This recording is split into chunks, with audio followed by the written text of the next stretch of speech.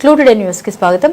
Assembly ఎన్నికల్లో వికలాంగులకు ఇచ్చిన హామీలు నెరవేర్చని ముఖ్యమంత్రి రేవంత్ రెడ్డి ప్రభుత్వానికి మున్సిపల్ ఎన్నికల తర్వాత ముచ్చమటలు పట్టించేలా కొడంగల్ కేంద్రంగా నిర్వహించి తలపెట్టిన వికలాంగుల ఆవేదన దీక్షకు వికారాబాద్ జిల్లా శ్రేణులు సన్నద్దం కావాలని పరిగిలో నిర్వహించిన సంఘం జిల్లా విస్తృత స్థాయి సమావేశంలో భారత వికలాంగుల హక్కుల పరిరక్షణ సమితి రాష్ట్ర అధ్యక్షులు గిద్దె రాజేష్ విజ్ఞప్తి. అసెంబ్లీ ఎన్నికల్లో వికలాంగులకు ఇచ్చిన హామీలు నెరవేర్చిన ముఖ్యమంత్రి రేవంత్ రెడ్డి ప్రభుత్వానికి మున్సిపల్ ఎన్నికల తర్వాత ముచ్చమటలు పట్టించేలా వేలాది మంది వికలాంగులతో కొడంగల్ కేంద్రంగా నిర్వహించి తలపెట్టిన వికలాంగుల ఆవేదన దీక్షను విజయవంతం చేసేందుకు వికారాబాద్ జిల్లా శ్రేణులు సన్నద్దం కావాలని భారత వికలాంగుల హక్కుల పరిరక్షణ సమితి రాష్ట్ర అధ్యక్షులు గిద్దె రాజేష్ అన్నారు.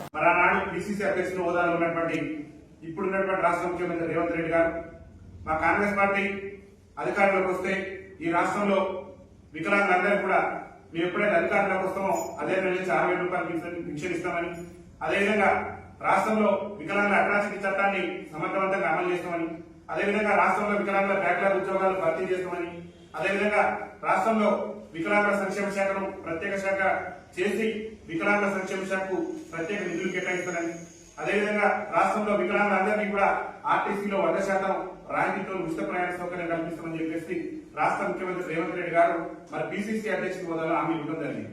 ఇవాళ కాంగ్రెస్ పార్టీ మన తెలంగాణ రాష్ట్రంలో అధికారంలోకి వచ్చి 2 ఏళ్లు పూర్తవుతుంది. 2 ఏళ్లలో ఈ రాష్ట్ర ముఖ్యమంత్రి రేవంత్ రెడ్డి గారు అసెంబ్లీ ఎన్నికల ముందు వికలాంగుల సమాజానికి ఇచ్చినటువంటి హామీలో ఒక్కటంటే ఒక్క హామీని కూడా నెరవేర్చకుండా అడుగడుగున వివక్ష ప్రదర్శించేటువంటి ప్రయత్నం చేస్తున్నారు. మరి రాష్ట్ర ముఖ్యమంత్రి గారే నువ్వు అధికారంలోకి వస్తే అదే నెల నుంచి 6,000 రూపాయలు పింఛన్ ఇస్తానని హామీ ఇచ్చింది. మరి రేవంత్ రెడ్డి గారిని మనం ప్రశ్నించాలా వద్దా? 6,000 రూపాయలు పింఛన్ సంగతి ఏంటి? నువ్వు ఇస్తానన్నా ఎప్పుడు నువ్వు అధికారంలోకి వచ్చి నెరవేర్చి ఇస్తానన్నావు, నేటి వరకు కూడా 6,000 రూపాయలు పింఛన్ ఎందుకు ఇవ్వట్లేదని చెప్పేసి రేవంత్ రెడ్డి ప్రభుత్వం నిలుగేసిన బాధ్యత అంతా మీద ఉందా లేదా?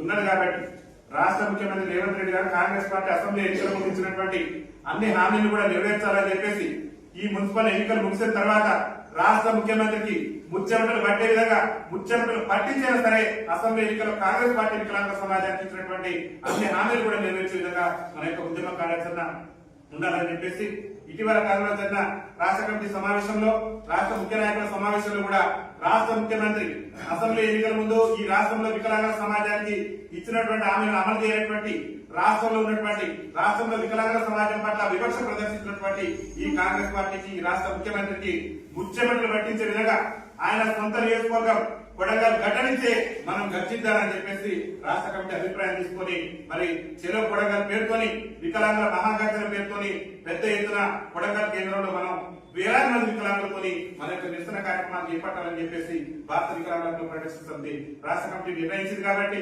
సంఘం శ్రేణులందరూ కూడా సంఘటితంగా ఐకమత్యంగా చెరో కొడంగల్ విజయవంతం చేసేందుకు సన్నద్ధం కావాలి.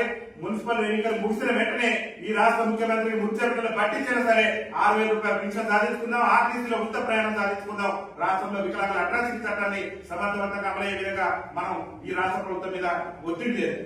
అదేవిధంగా చెప్పిండు రాష్ట్ర ముఖ్యమంత్రి గారే గొప్ప చెప్పిండు, అధికారంలోకి వస్తే మేము వికలాంగులకు ఉచిత ప్రయాణ సౌకర్యం కల్పిస్తామని కాంగ్రెస్ పార్టీ అభయాత్ర ఎన్నికల మేనిఫెస్టోలో ఈ రాష్ట్ర ముఖ్యమంత్రి రేవంత్ రెడ్డి గారు హామీ ఇచ్చి నేటి వరకు కూడా వికలాంగుల సమాజానికి ఆర్టీసీలో ఉచిత ప్రయాణ సౌకర్యం కల్పించలేదంటే మన పట్ల ఈ రాష్ట్ర ముఖ్యమంత్రి రేవంత్ రెడ్డి గారు ఎంత వివక్ష ప్రదర్శిస్తున్నారో మీరందరూ కూడా అర్థం చేసుకోవాలి. అడుగడుగున వివక్షే.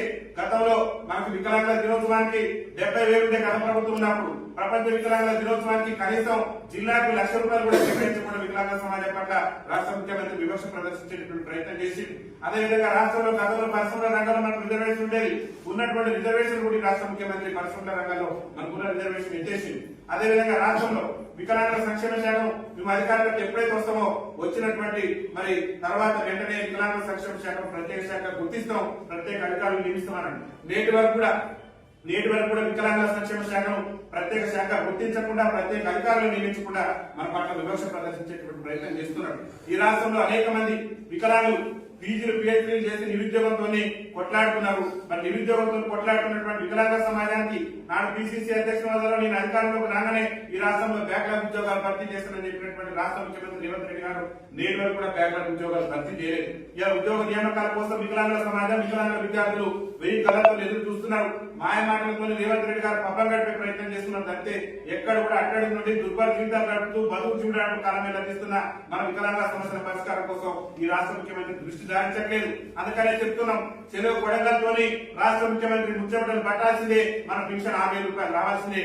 6,000 ఇచ్చేంత వరకు కూడా కొడంగల్ అంబేద్కర్ విగ్రహం సాక్షిగా మన యొక్క ఆత్మగౌరవ పోరాటాన్ని కొనసాగిద్దామని చెప్పేసి మీ అందరూ కూడా తెలియజేస్తూ, కొడంగల్లో జరిగేటటువంటి చెరువు కొడంగల్తోని ఈ రాష్ట్రంలోనే ఒక సంచలనానికి భారత వికలాంగుల హక్కుల పరిరక్షణ సమితి వేదిక కావాలి. 30 లక్షల మంది వికలాంగుల గొంతుకగా భారత వికలాంగుల హక్కుల పరిరక్షణ సమితి కొడంగల్ గడ్డ మీద అంబేద్కర్ చౌరస్తా సాక్షిగా ఇవాళ రాజ్యాంగం మీద ప్రమాణం చేసి వచ్చి ఇలా వికలాంగుల సమాజాన్ని స్మరిస్తుంది. ఈ రాష్ట్ర ముఖ్యమంత్రికి ముఖ్యమంత్రిని పట్టించైనా సరే ఏదైతే రాష్ట్ర ముఖ్యమంత్రి ఏం చెప్పిందంటే మేము ఏ నెలలో అధికారుల కోసం అదే నెల 40,000 రూపాయలు ఫిక్స్ ఇస్తున్నాడు.